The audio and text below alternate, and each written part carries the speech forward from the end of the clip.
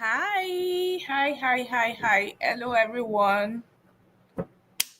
Okay, I know today is Wednesdays, midweek. Where is everybody? Hello. Where is everybody? Where is everybody? Okay, so while I'm waiting for everybody, I think I might be, I don't know, should I be playing some music at the background? Hi, Dorothy. Thank you for joining. Thank you so much for joining. You are really. I wish I would be giving gifts in my live sessions. I don't know how to send the gifts. Thank you for joining. Thank you for joining. I wish there is a way to send gifts. Probably I'll just be sending gifts to all the regulars, all my regular people on this live session. I really appreciate you guys because it's more or less the energy you give to me that I use to push myself to do all the research that I need to do. Thank you, Oluwadare. Thank you for joining me. I really appreciate you. Thank you, Joseph. Thank you for joining me. I'm still owing you, Mr. Joseph. I'm sorry. Today was very busy, but by God's grace, tomorrow you get the email. I'm sorry, you get the email. My special Arinze. I was just saying, how do I send gifts to all my regular people? I don't know. You guys should suggest to me what kind, how I should send gifts, right? How do I send gifts? Give me suggestions on how I can send gifts to the all my regulars. I appreciate all of you, honestly, because it's just like you come in and you have people you can gist with, right? That's how I see it. I see that you have people that you can gist with, because if you don't show up, it will be just me talking to the screen, and it will just be like I'm doing a normal, typical video sessions, not a YouTube live session. So I'm really grateful that you guys are joining me as I dissect almost all, not almost all, some of the immigration pathways, because immigration is very broad. It's not something you can finish in one day. Okay, via DHL. DHL. Okay, no wahala. I just wish I can fly to Winnipeg to come and Manny Snowball to come and greet my special brother Arize in Winnipeg, right? That would have been good. Ian, a good evening. Thank you for joining me. I really appreciate you. Thank you for joining me. So how is it going? The weather is not looking like, it's like we are getting to winter faster than I expected, because it's becoming cold in New Brunswick, and I'm just asking myself why. We are still in August. Why is the weather rushing? Where is the weather rushing to? The weather should not rush. Oh, if weather should not rush, I beg, please. Yeah, Oluwadare, thank you for joining me. You in Nigeria, I really appreciate you, especially with sacrificing your sleep just to, connect with me every evening while we talk about immigration to Canada and the pathways that will help people. I'm really grateful for that. And I wouldn't waste your time so that we can. I am fine. Akin, today. I'm fine. 28 degrees in Winnipeg. You guys are enjoying, the weather has been cold here every morning. Like, I don't know what's going on. Just some days, anyway. Just some days, not all days. It's been cold, and I've just been telling myself probably I should just find a way to run. Let me tell you guys my initial plan. My initial planning for Canada was 6 months in, yeah, 6 months here, 6 months out. But of course, I can do that, especially with the fact that yes, I run a business, right? I can do that, but I cannot do that because my spouse is working full time and my daughter is attending daycare. So if I personally can just take off and go and sit down in Nigeria or sit down in any warm country for the next 6 months during winter period, my spouse cannot do that because of his kind of work. And my daughter cannot do that because she's attending daycare. Or I can just pull her for two of us to go and then we leave my spouse here. But my spouse will not agree. He has said he doesn't want to. Wow, 30 degrees in Edmonton. Jeez. Please, you people should share some hot sun to us now, please. Share some hot sun to us, please. We need it because I don't know what's happening with New Brunswick hot weather. It disappeared on us for some days. and I'm just hoping that it comes back. Let's just enjoy the last few days of summer before we start wearing jackets again, right?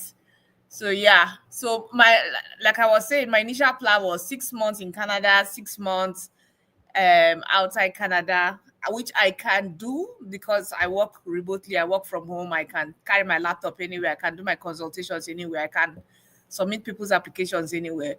But my spouse is stuck. He's stuck with his work. And I won't lie to you. Me too. I'm looking for, somehow I even crave going back to the office. Somehow I crave that structure where you go to the office, you come back, you have your life. If you are running a business, you're awake 247. Your brain is working 247. You're solving people's problems 247. Every the moment you wake up every day is one problem that you're solving. As you're solving another one, there's another one popping up. Like even today, another one. You know, you don't have any choice. But if you're working for an employer, you just go to work, do your bits, and come back home. You have the rest of your hours for yourself. But as a business owner, you don't have the rest of the hours for yourself. You have 24 hours to be running your business every day. Every day, no rest. If you decide to rest, something will be suffering. One thing must suffer. So at some point, I won't lie to you, I'm telling you, I'm being sincere to you. At some point, I've just been considering I should just go back to work because I'm tired. I'm tired. I'm tired of solving problems, especially because I'm an empath. Those things get to me. They really affect me. They impact me. Like if somebody is suffering, if somebody has an issue with immigration, it also affects me because of the way I am. I feel that if there's a way I can lift the burden completely, I will do that. But we are all restricted. There's a little we can do. That's why I come on here to keep talking about the ways, the pathways, answer questions, talk as in provide answers as much as I can that can help people so that people can get their PROs as fast as possible and the issues will be fewer compared to what we are seeing these days. Okay, so that's me just talking. I miss office life where you go to the office, come back. Who knows? I might start going back to work soon. I might just go back to work very soon. And I need to mention this so that people who are following me, they know. So if you work with the federal government, right, and let's say because I used to work with the federal government, or I still work with the federal government, and I'm going to explain. So if you work with the federal government, and let's say your spouse is also working with the federal government, and if your spouse is transferred to another province, just like my spouse was transferred from Manitoba to New Brunswick, and you who is also working with the federal government, if you decide to leave or move, you can take leave without pay. So I took my maternity leave and I also took leave without pay to be with my spouse in New Brunswick. And the leave without pay with the federal government, you can take leave without pay for as much as 5 years, for as long as 5 years.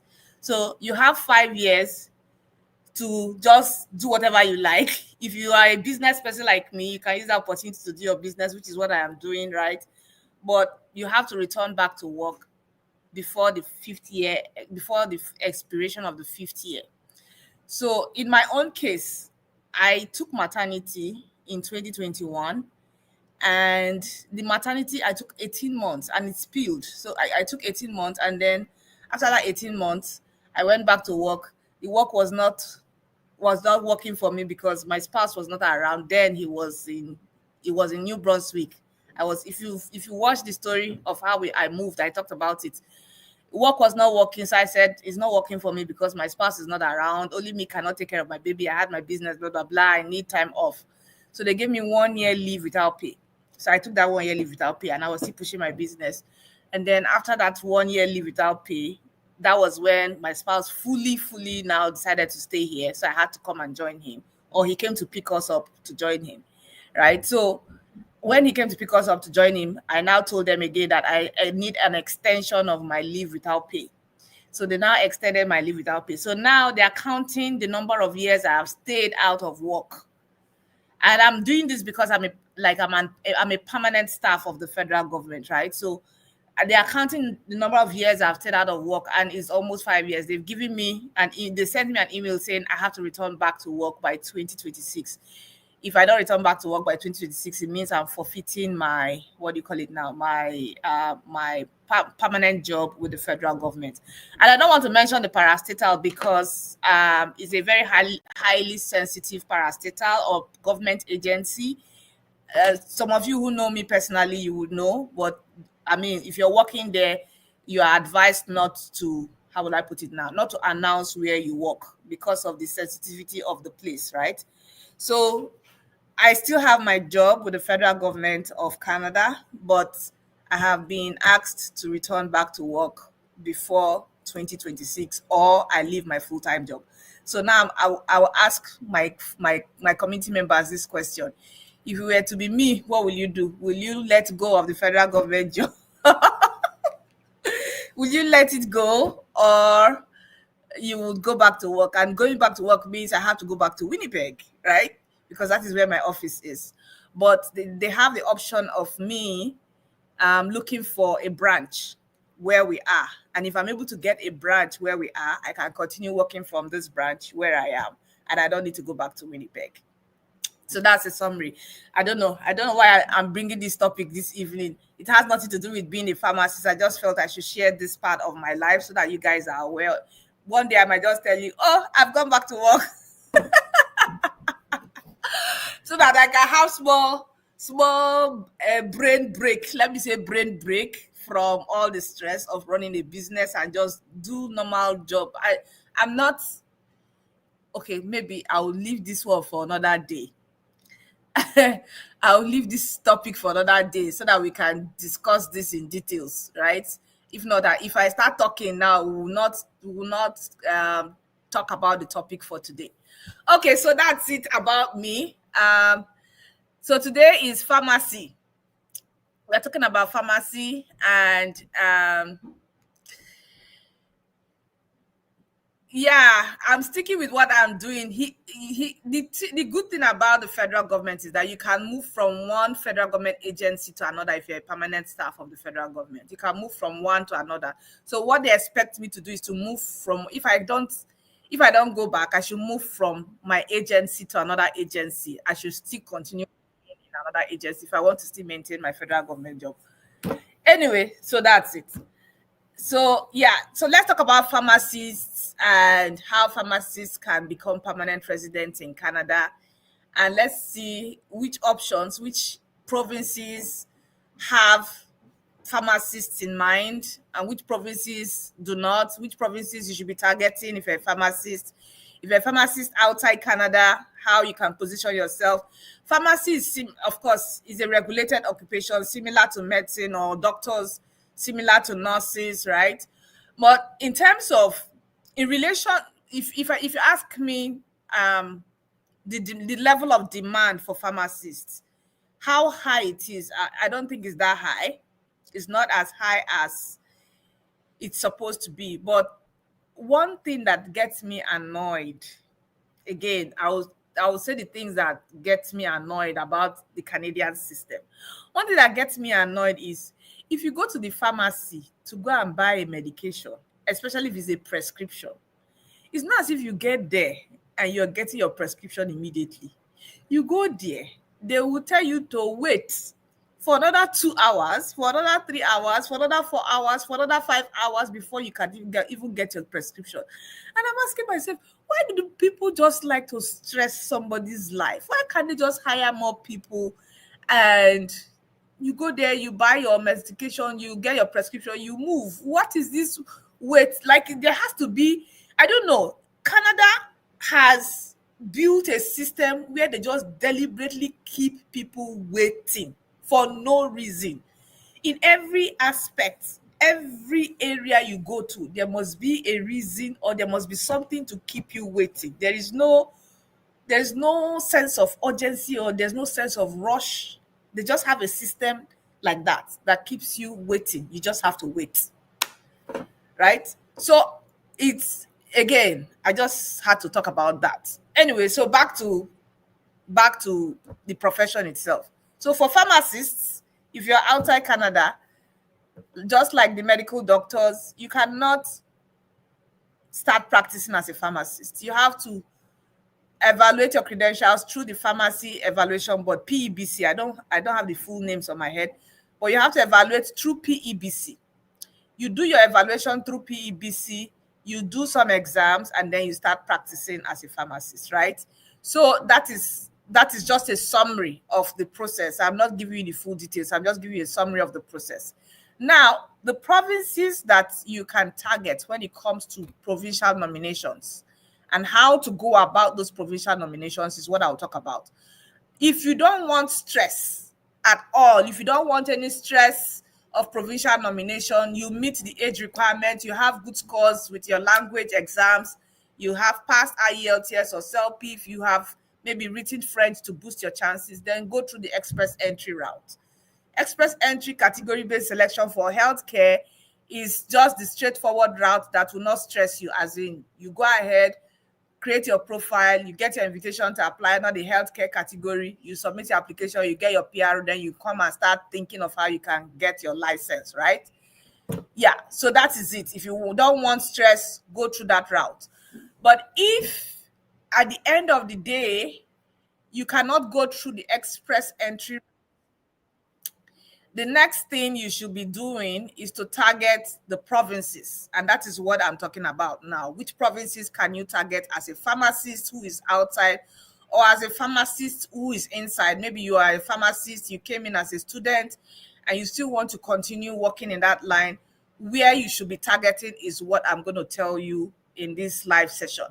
For number one province, that we are going to be looking out for, number one is actually Alberta. I'm starting with Alberta because the alphabet is A. For Alberta, there is no immigration option for pharmacy, but you could go through the Alberta Rural Renewal Stream. Pharmacy is not anything pharmacy, pharmacy technician, pharmacy assistant. It's not in demand in any of the stream, but you could go through it, or you could get nomination through the rural renewal stream. And how can you do that? You can do that if you are able to get a pharmacy assistant job. Again, you cannot get a pharmacy job because you do not have the license. You cannot get a pharmacy technician job because a pharmacy technician job requires a license. You cannot get that kind of job from outside Canada or inside Canada. You cannot even get a pharmacy technical assistant job, but you can get a pharmacy assistant. Is it pharmacy assistant? How did they call that name again? Just hold on. Let me give you the correct name.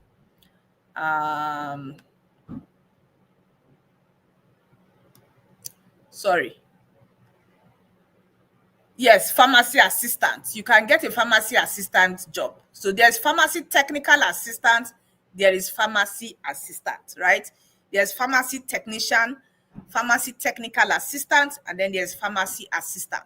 So what you should be targeting is getting a pharmacy assistant job. A pharmacy assistant job, you're the one supporting the pharmacists in clerical work, in writing, maybe writing how they can take the drugs or typing how they can take the drugs, typing into the computer, helping package the drugs or package the I'm saying drugs, sorry, medication, package the medication for the patient, whoever has, helping arrange the medications and all of that. That is your role as a pharmacy assistant, because for pharmacy technical assistant, it is more technical and requires either a 1-year diploma or a 2-year diploma, depending on the school you go to. Same thing with pharmacy technicians. Pharmacy technicians requires a 2 years diploma and then licensing with PEBC.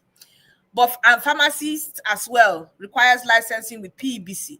So if you don't want to go through the route of starting the licensing process, because it's cumbersome, you don't just get it in one day, you can look for pharmacy assistant jobs in the rural communities in Alberta. The rural communities designated under the Alberta Rural Renewal Stream. If you're able to get a job offer from there, then you can apply for committee endorsement. With the endorsement, you apply for Alberta provincial nomination, and then you come in and all of that. But the main Alberta provincial nomination routes, like the health category, right? The health category route for Alberta, you will not see that occupation listed as in demand, but you can you can come in through this route, this pathway that I talked about, getting a pharmacy assistant job from one of the rural communities designated under the rural renewal stream. And then you get endorsement. With the endorsement, you apply for provincial nomination, and then you come in. Because through the rural renewal stream, they did not put any list of occupations that they are prioritizing. So you can get a job offer from there. So that is for Alberta. Now, if we move to Manitoba, luckily Manitoba has that occupation in demand. Like all no, I'm jumping to Manitoba. I love Manitoba too much. Okay, British Columbia. Let's go to British Columbia first. Let's do ABC. If you go to British Columbia, right? If you do British Columbia, yes, it's actually in demand. It's under the health stream in British Columbia. And again, just like Alberta, although it's not for Alberta, it is not in demand in their health stream. It's actually in demand in the rural. You can check for job, look for jobs in the rural renewal stream. Same thing for British Columbia. It's actually in demand in BC. It's one of the all the occupations: pharmacy, pharmacy technician, pharmacy technical assistant, and pharmacy assistant. They are all in demand under the health stream in British Columbia. And if you're able to get a job offer in British Columbia, then you are applying immediately under the health stream or under the health authority stream. So there are two health streams. There's the main health stream, and then there's the health authority stream. Health authority stream are those who are able to get job offers with the regional health authorities, right, in British Columbia. So if you're able to get a job offer as a pharmacy assistant, then you apply for provincial nomination through the health stream or through the health authority stream in British Columbia. Again, like I said, you cannot get a job offer as a pharmacist because it is a regulated occupation. You can get a job offer as a pharmacy assistant. And I did mention the description or the job description, job duties of a pharmacy assistant. So what you should be targeting is the rural areas in Alberta or British Columbia. They have it. Manitoba, occupations are, the pharmacy occupation is actually in demand in Manitoba. Same thing with pharmacy technician, pharmacy assistant is also in demand in Manitoba. But of course, you know, for Manitoba provincial nomination, you will need a family member to support you. And if you don't have any family member in Manitoba to support you, there is no other route. So for Manitoba, you need a family member to support your application for you to create your expression of interest. Without that, you can't get a nomination for Manitoba. If we move to the Atlantic provinces, the occupations are not really in demand in the main provincial nomination route, but they're actually in demand in the AIP route. And of course, AIP requires a job offer, again, which just like Alberta and British Columbia, you have to secure a job offer and then apply through the AIP route, right? You have to apply through the AIP route. Then that's for all the Atlantic provinces now I'm talking about Newfoundland and Labrador, I'm talking about New Brunswick, I'm talking about Prince Edward Island, I'm talking about Nova Scotia. You can apply through the Atlantic Immigration Pilot Route, AIP. That's the route you can apply through. But if you check each of those provinces' websites, you will not find that occupation as a major occupation that is really in demand, right? You will not find it as majorly in demand, but you can go through the AIP route. Even Nova Scotia, they did a draw last year. Nova Scotia did a draw last year where they invited pharmacy technicians, pharmacy assistants from the Express Entry Pool. They did that draw August 2024. And they are still, if you were invited through that draw, they are still expecting people to submit their application. They created something special, a special link for people to submit their application if they got notification of interest from Nova Scotia through that draw. So, and there's like Nova Scotia did not come out to say, okay, this is what we will continue doing, or this particular occupation is in demand. They just mentioned on their website that you can go through the AIP route. If you get a job offer as a pharmacy assistant, go through the AIP route and you get your endorsement and you're okay. So that's for Nova Scotia and all the Atlantic provinces, majorly all the Atlantic provinces. For Newfoundland and Labrador, I need to mention this. They are only it's only pharmacists I've seen. I've not seen pharmacy assistants. But again, um, since I've not seen pharmacy assistant under the AIP, like for Newfoundland and Labrador, let me explain. They have the list of designated employers, right? And then under that list, they put the knock code of the occupations they are looking for. So when I did the knock code for pharmacy, it is there. Pharmacists rather, it is there. I did the knock code for pharmacy technician, you cannot find it. I did the knock code for pharmacy technical assistant and pharmacy assistant, you cannot find it. So if you are targeting Newfoundland and Labrador, it means you may not be able to go through the pharmacy assistant route. It means you have to go through the process of getting your license before you can actually apply through the AIP route that can take you in. So with the exception of NL, the other provinces, that is New Brunswick, Nova Scotia, and Prince Edward Island, as a pharmacist, you can get a pharmacy assistant job and then apply through the AIP route.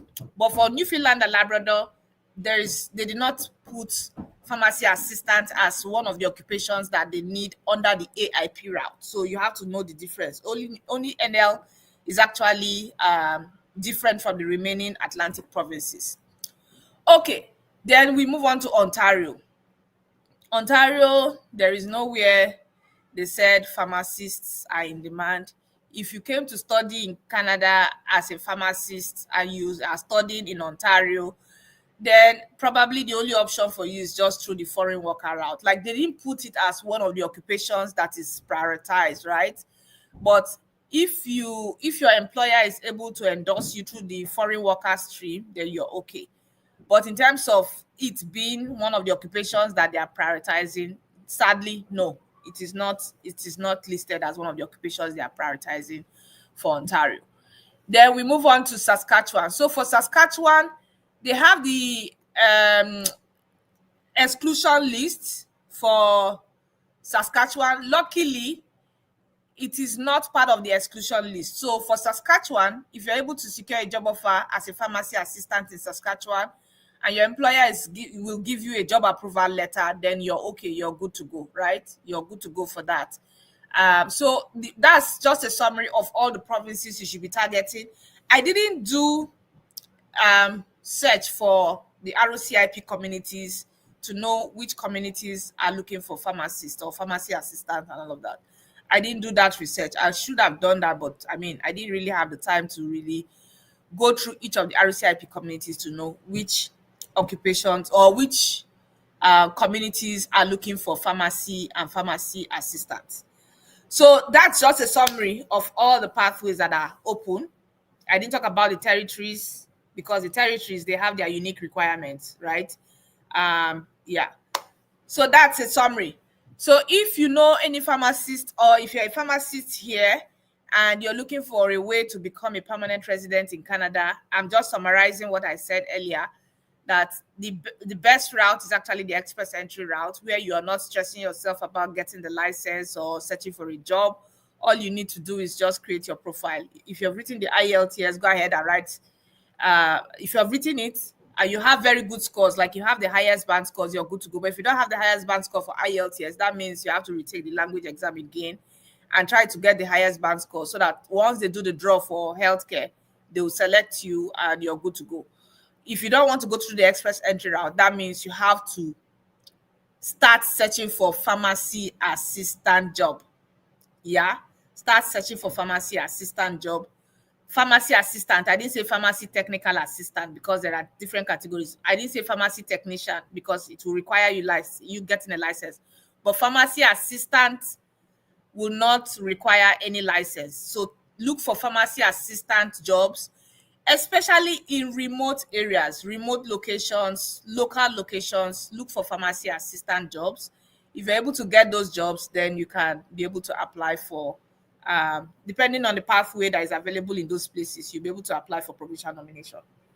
Okay, so that's just the summary of all the options. If there are any questions, I'll start taking your questions. Dera, thank you. My hair is fine. Thank you so much for the compliment. My sister is selling it. Should I give you her contact? I can give you my sister's contact so I can buy from her, and it's very affordable though. It's a a nano braided wig. Thank you so much. Okay, so any question? Is there any pharmacy here that wants me to answer any question? If you have any question, please let me know. Arize say, "Bolo, make no even go there. The universal healthcare is something else. If now, how can someone be in an emergency unit for 11 hours?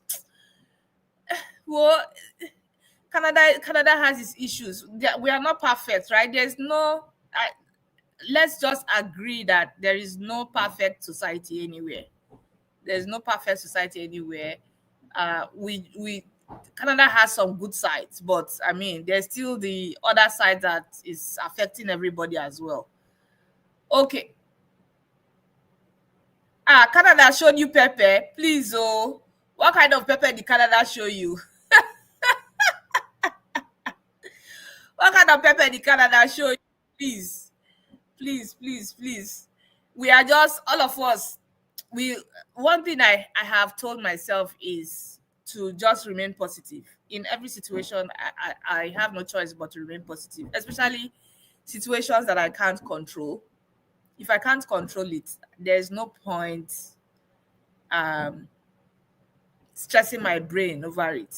I can't control it. I'll leave it like that. And it should not stop me from um being at peace or being okay or being happy. Yeah. So is there no question today? What's going on? Where is everybody now? No question. What's happening? Work permit authorization since December. Did you oh So are you working at all? Like if they didn't give you the work permit authorization, did you call IRCC? IRCC, if you call them, they should email it to you. Typically, if you call them, they can email you the work authorization. Please call them so that they can email it to you. I know sometimes it has to do with the way you fill the form when you are applying for your PGWP. If you're filling your form, if you're applying for your PGWP and you do not check a certain box, there's a box that asks question around, are you applying for work permit for the first time, or are you applying to extend your work permit? If you're applying for work permit for the first time, especially if it's for your PGWP, you have to check that box. If you check any other box, it will not release your interim authorization letter to work. And it's also, yeah, it will not release it. And it's also subject to the date you are applying. Let's say you're applying for your PGWP when your study permit is about to expire. If you're applying on the same day your study permit was expiring, then it will not give you that interim authorization letter to work, because that letter is actually automatic. The moment you submit your application, give it 24 hours, sometimes 3 days, then you get that letter. With that letter, you can start working. But if you don't get it, you can still call IRCC and they will send it to you in an email. So please call them so they can send it to you in an email. Okay, so yeah, so you just said it. I told you there are reasons why you didn't get that letter. So because your study permit expired the same day when you apply for your PGWP, right? Expired the same day I completed my study, I submitted.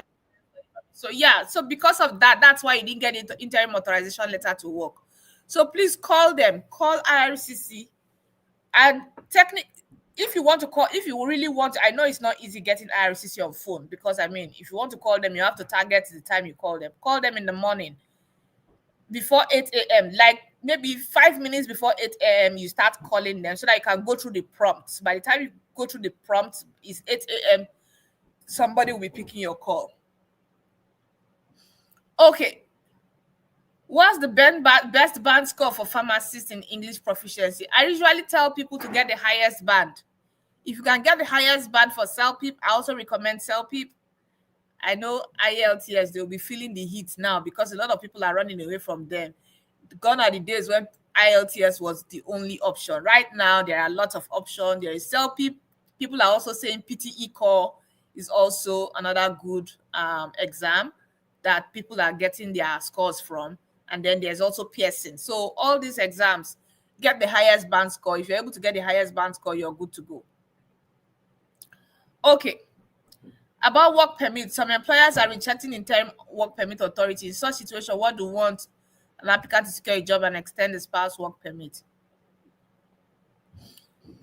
Okay, so depend you it depends on how you're able to convince the employers. I know some of these employers, they are just lazy to, do things, right? They are lazy. I won't lie to you. They are just lazy when it comes to certain things. If they see an interim authorization to work, they will just say, we don't want that stress, right? So it's your ability to convince them that this is the approved government document while your work permit is in processing, is your approved government document to continue working while your work permit is in processing. And while your work permit is in processing and you need to secure a job so that your spouse can extend their spouse open work permit, right? Um, Technically, there's really nothing much you can do, which is why from the beginning, when I started this session, I was advocating that if you are searching for a job, especially if you are in the Atlantic provinces, it is better to secure a job offer from a designated employer. They already know the protocols.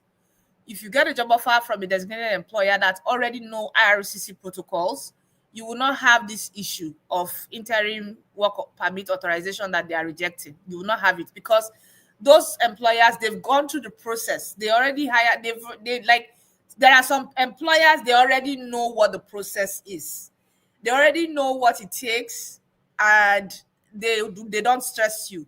So it is better to be targeting those employers in terms of getting a job. Just target those employers wherever you are in Canada, whether you're in Ontario, whether you are in Manitoba, whether you are in Saskatchewan, wherever you are, it is better to target employers that are familiar with IRCC's system than employers that are not familiar with the system. Employers that are not familiar with the system and are not friendly, they come up with all these reasons and excuses.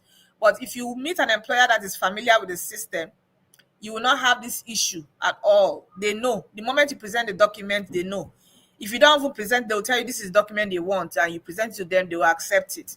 So target those kind of employers. I know that the timing might be difficult for you because I mean you need a job offer to be able to extend your spouse's open work permit. But what I can tell you to do is there are some people that have gone ahead to submit their application without a job offer.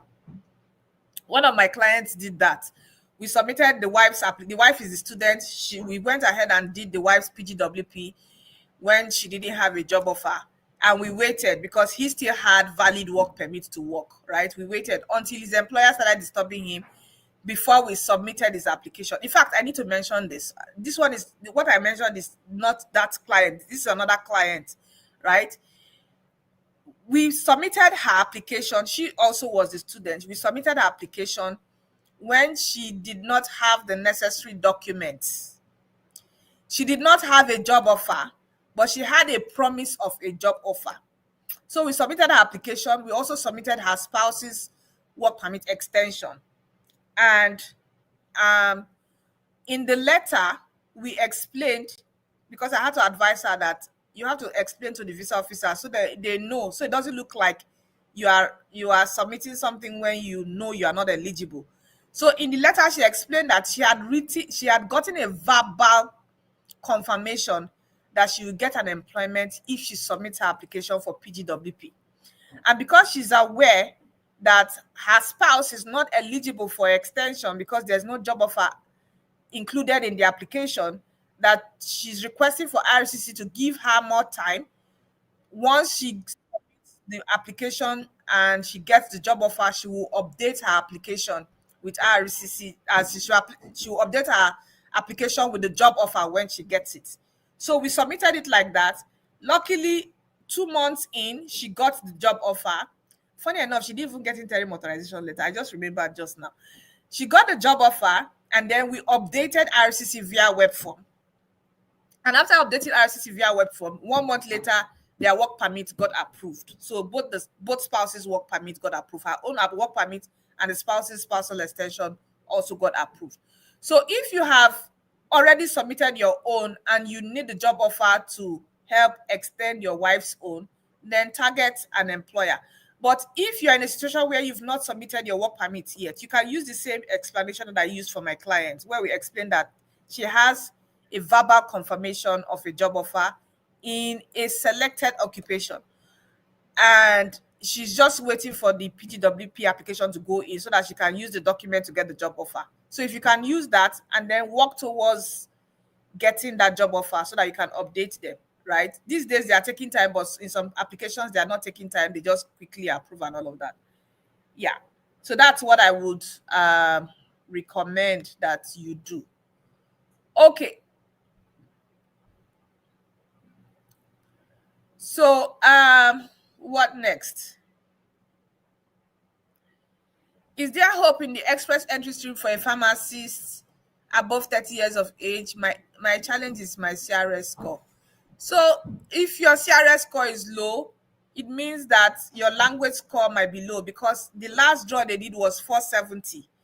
And if you are above 40 and at least you have a very high band score in the language exam, you should be able to get at least 460, 465. And if the score drops to 465, you're good to go, right? I mean, because pharmacy, well, if you've evaluated your credentials, that's the equivalent of a professional qualification, which gives you a very good point in terms of education. I don't know what your age is. If you're within the age range of 36 to 39, then I would say yes, there's a challenge with the age. The next best advice I can give is learning French. I know when I say French, a lot of people it's just like cold water just poured on your head. Yeah, that's the next best advice I can give, which is to learn French. Yeah. Okay. Working as a retail manager for 3 years and currently learning French, what are the chances of getting PMP with Manitoba? PMP with Manitoba, you must have a family member. You must have a family member. If you don't have a family member, just count Manitoba out. Or you must be working in one of those skilled professions like nurses, doctors, teachers, then you have an option. Because for the strategic recruitment, that's the ones they are picking. Or you target the rural communities immigration program. That's the RCIP communities. The RCIP communities in Manitoba, Brandon, Altona, Steinbach. Target these communities. See they have a job offer within this sector.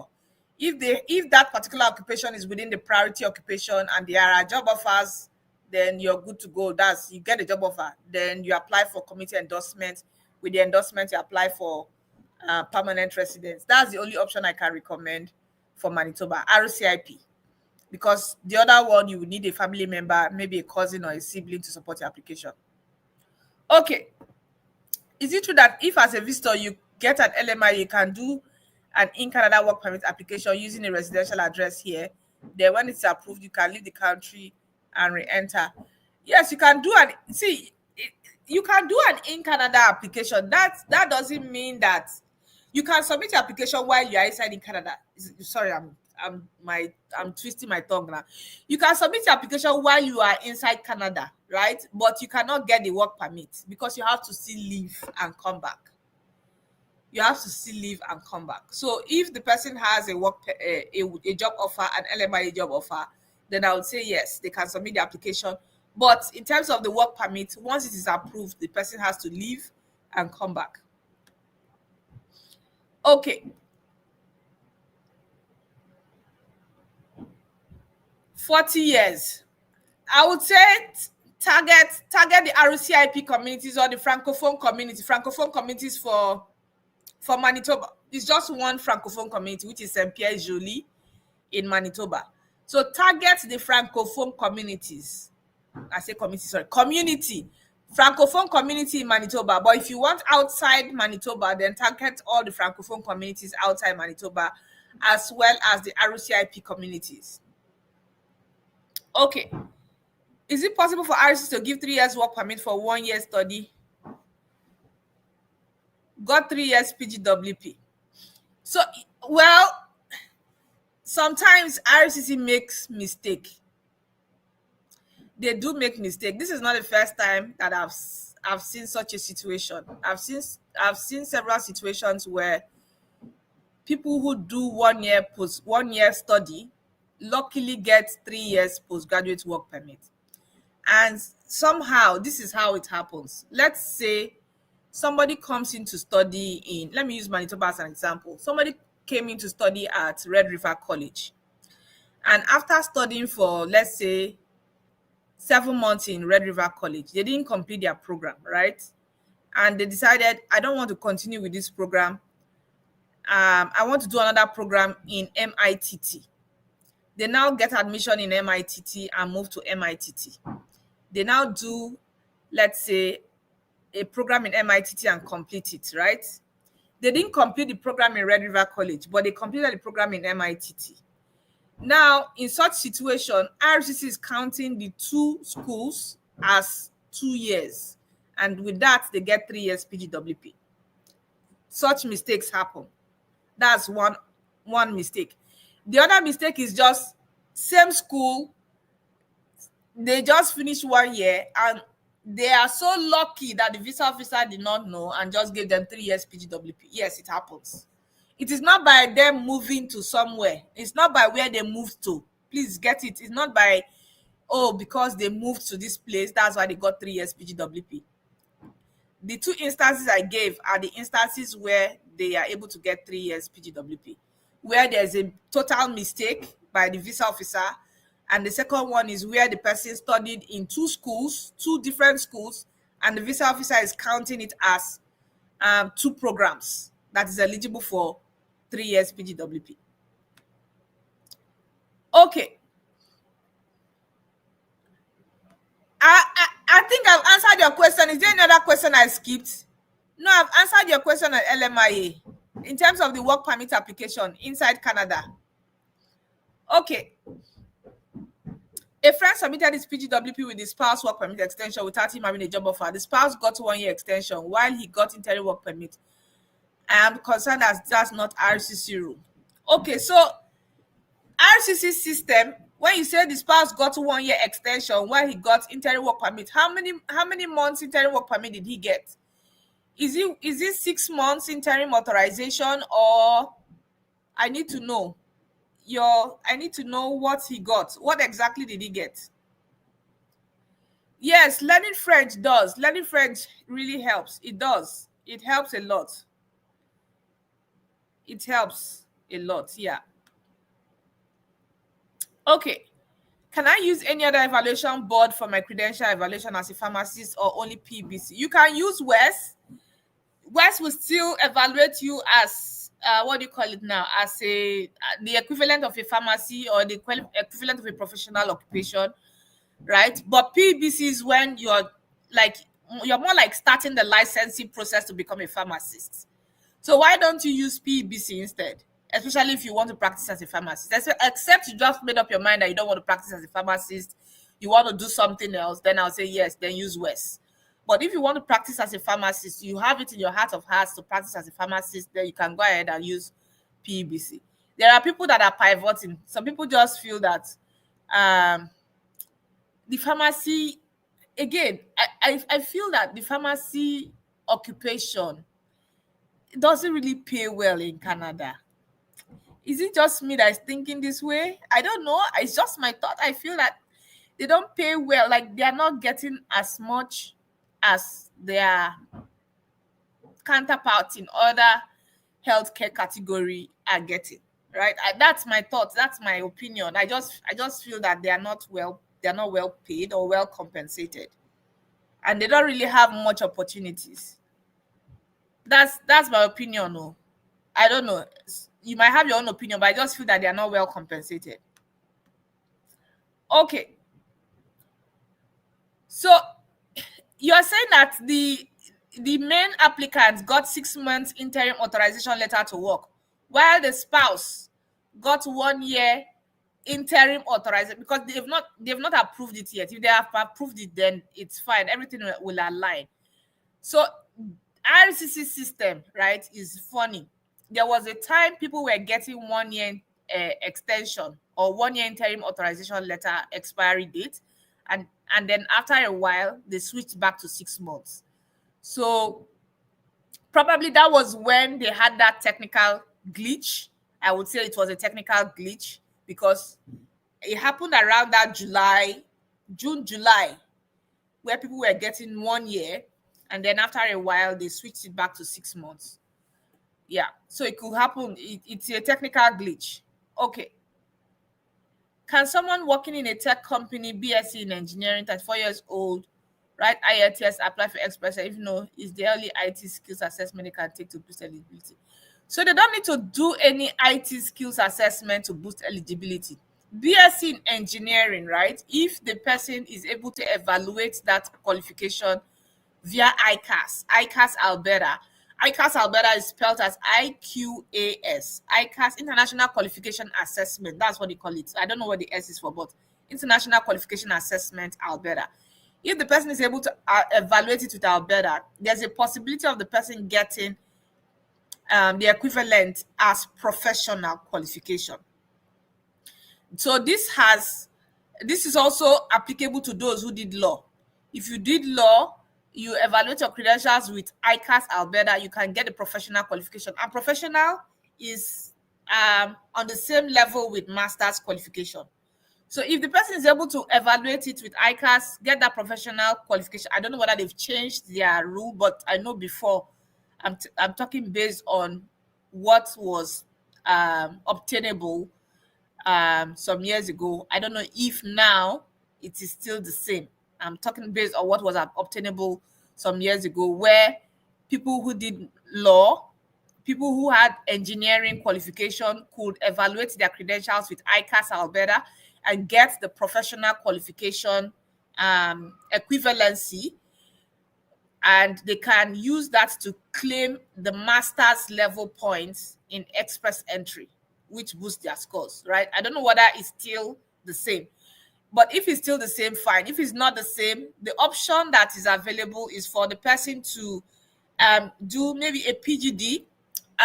Then I used to recommend this British, what's the name of this it's online, I'm forgetting the name now. It's a UK based school where you do 3 years program. It's a UK based IT school where you do 3 years. Is it not 3 years, 3 months or 4 months or 6 months diploma program, and then you get you when you evaluate it, it's recognized, you evaluate it, and then you can use it to get more points in your express entry. So in terms of IELTS, I would like, again, I recommend CELPIP. I'm not recommending IELTS. Let them come and pay me money. Let me recommend them.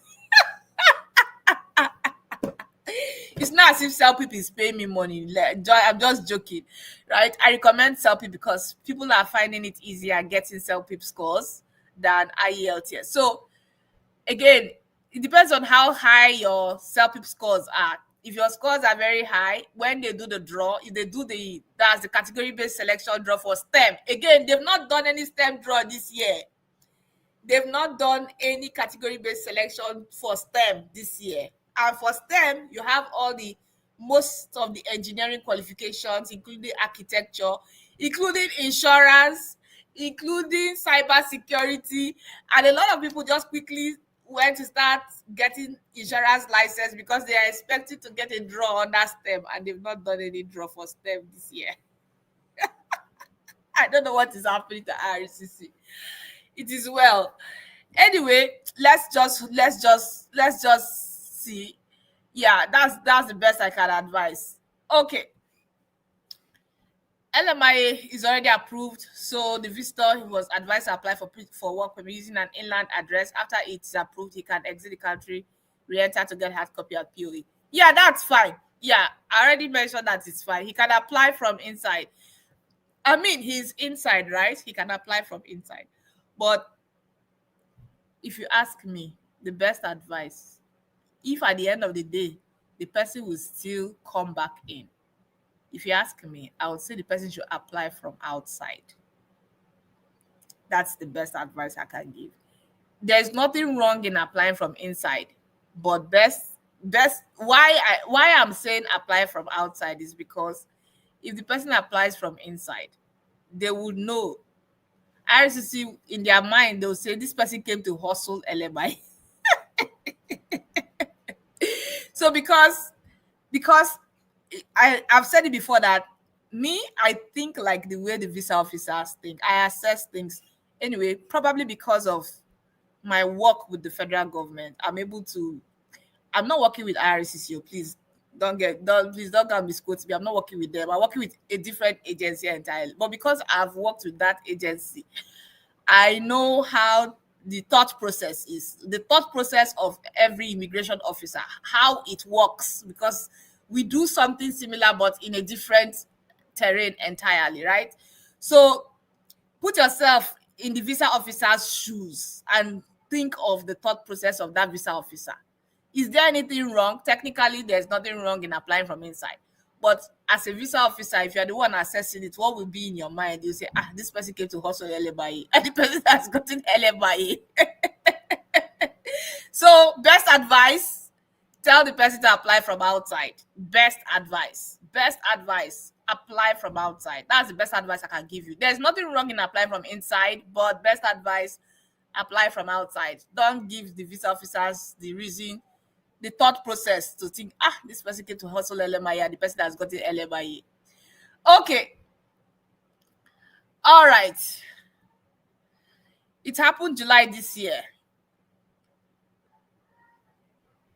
Yeah, so again, like I said, there was a technical glitch, right? There was a technical glitch that happened between June, July that made some people get 1 year and some people get 6 months. And then after that, they corrected it, and since then it's been 6 months. So it could be that within that period of the technical glitch. Okay.